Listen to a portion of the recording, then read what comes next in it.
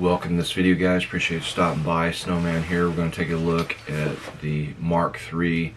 These are issued to U.S. Navy personnel, particularly Navy SEAL units. This is a dive knife, a combat knife, a utility knife, all rolled into one.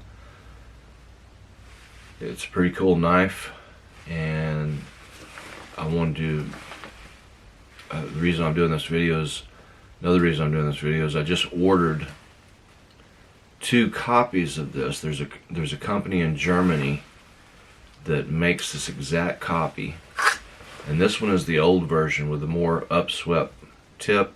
The newer version, the clip points profile to be stronger, to have a stronger tip, which I plan on getting one of those as well. But this is 440A stainless steel. Initially, when I got this, the secondary cutting edge wasn't really that sharp at all, so you're going to have to put an edge on there. I took mine in the shop and put a factory style 15 degree is what I did, and this thing's razor sharp now. This thing will just slice paper. And then you want to center up your secondary cutting, your secondary grind lines. You want to center that up.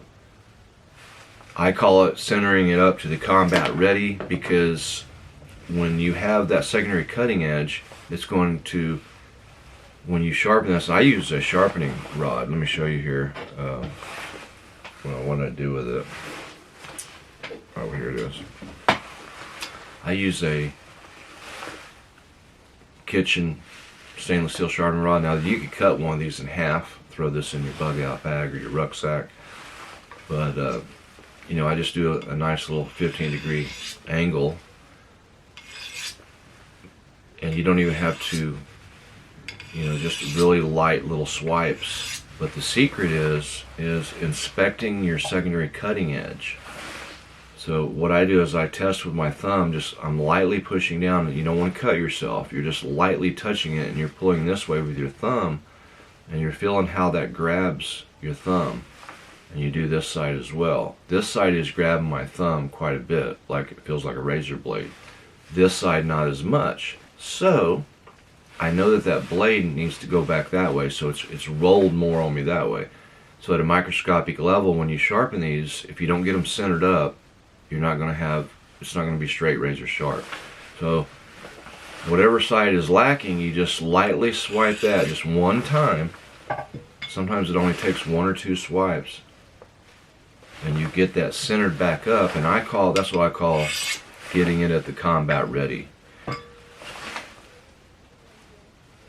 If I was going to go into combat, or I was going to need this knife for self-defense, I want this at the ready, housed in my sheath with that secondary cutting edge. So it's still not enough. The more you do this, the better you'll get at it.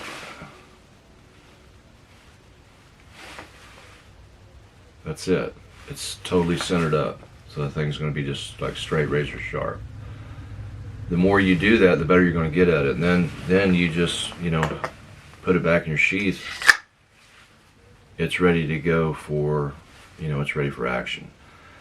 So this just has high impact plastic hand guards. Got a butt cap, flat butt cap for hammering. 440A stainless steel, 6-inch blade. It's got your serrations there for cutting through light metal. You can cut through ice, things of that nature. Pretty robust knife. It's not the best steel in the world, but they have to, you know, they do 440A because it's easier to manufacture, and it's also cheaper because this knife is mass produced. Pretty cool knife. But when I get those 2 that I ordered, they're coming from Lithuania, and they're not stamped. This one has the Mark III, you know, MOD 0 on this one side on the Ricasso. The other was 2V376. The ones I'm getting that are made in Germany has the Mark III stampings, but there's nothing on this side. And I'm probably going to stamp these Germany. Put the Germany stamping on that side because they are made in Germany. So when I get those, I'll do a video of those. They're coming from Lithuania. They're pretty cool. Got a great deal on them.